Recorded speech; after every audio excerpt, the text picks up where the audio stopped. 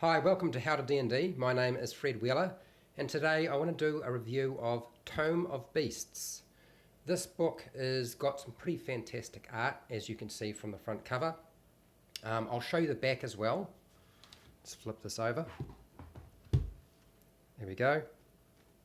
So yes, published by Kobold Press. It's been around for a little while now. I haven't had a chance to actually review this book because one, I was a little bit worried about doing so. It's such a huge book, there's so much information, and I didn't want to botch it up, so I'm doing it now.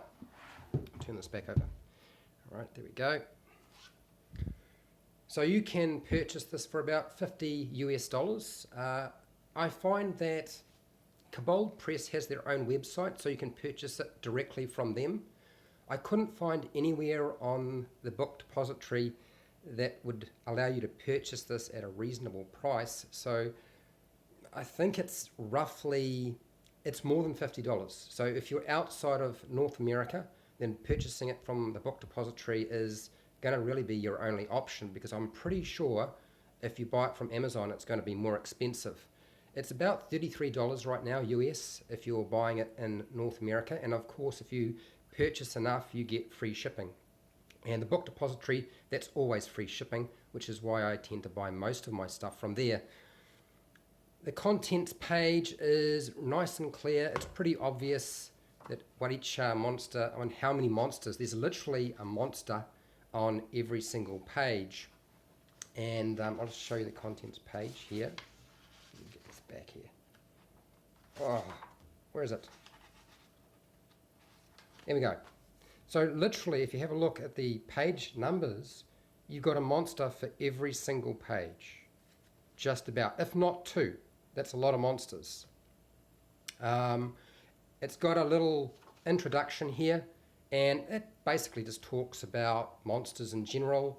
Wolfgang Breyer talks about the sort of monsters that he enjoyed. And there's a little sentence just at the bottom here stating that the dreaded gazebo is not included in the book, which is kind of a bit of a bummer because a gazebo as a monster would have been fantastic. There are 400 plus monsters in this book, which is quite a lot.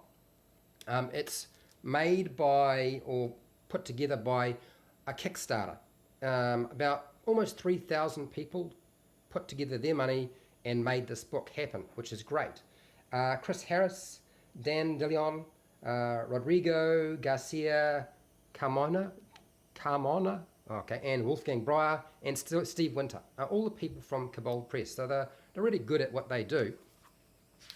I'm going to flip through this thing and give you just a basic general overview. If you want a page by page look at this thing, that's going to take a lot more time, and I'm probably not going to do it in this video. The actual format for this adventure is nice and clean. It's familiar. It's what we've seen in the monster manual for Dungeons & Dragons 5e. This is a compatible book. It's not an actual official Dungeons & Dragons supplement. This is just made 5e compatible. The layout is nice and easy to use. There are lots of subspecies of monsters that you would sort of find in the monster manual, and they've gone and done a subspecies here in this book.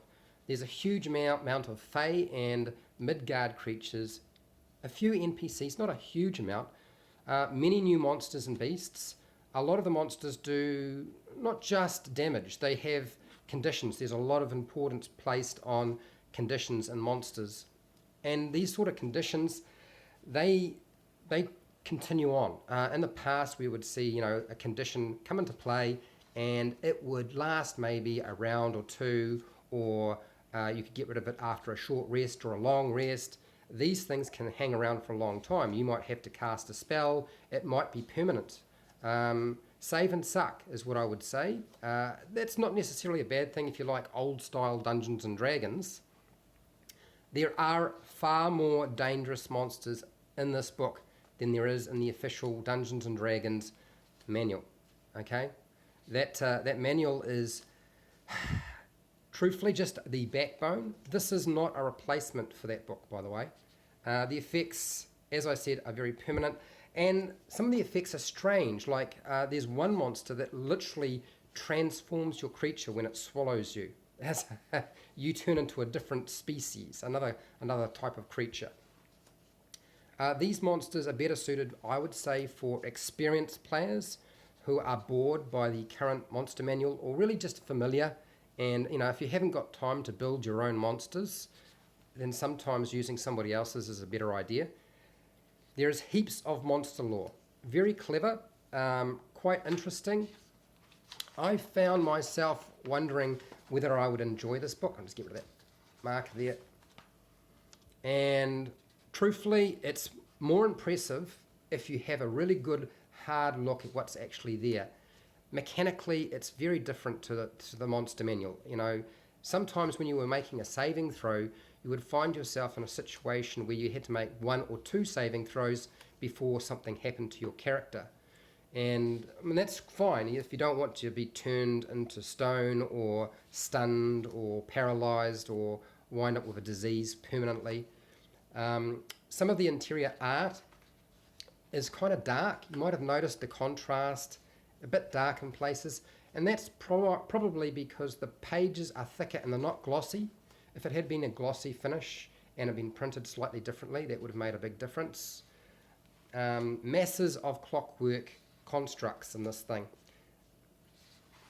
I wouldn't use this book with new players, as I said. Truthfully, I think this is what you would use after you've been playing the game for maybe a year or two.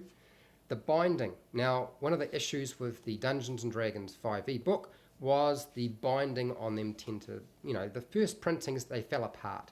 This has been sewn together and sewn to the binding and glued. So the chances of this thing falling apart, even though it's a heavy book and it's big, is very, very unlikely. Literally stitched together. It includes a villain and NPC appendix at the back. There's an appendix for NPC features as well. The monsters are indexed or arranged by challenge rating at the back as well. A lot of the Midgard lore and other topics are included with small sidebars, such as, here we go, there's a sidebar there. I'm going to keep turning this. Just bear in mind, I'm trying to do this with 2 hands. Alright, there are lots of monsters in here, and probably more monsters than the original monster manual. But one of the things you've got to bear in mind is these monsters are very different. And I had a lot of trouble pronouncing the names of these monsters. Some of them are fine, some of them are really, really hard to pronounce. But they're old school. There's a lot of old school monsters. Everything is, it kind of reminds me of playing the game with first ed edition or second ed edition monsters, where things are just crazy. They've mixed things together, created things that are essentially radical. If you want to really space your players out, this thing will do it. I'm going to keep flicking through.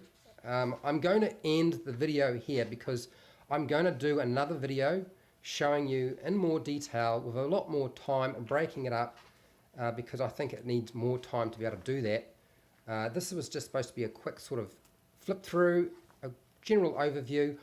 I don't regret buying the book. Even though I had to pay more, I'm in New Zealand, so I had to pay a bit more than everybody else.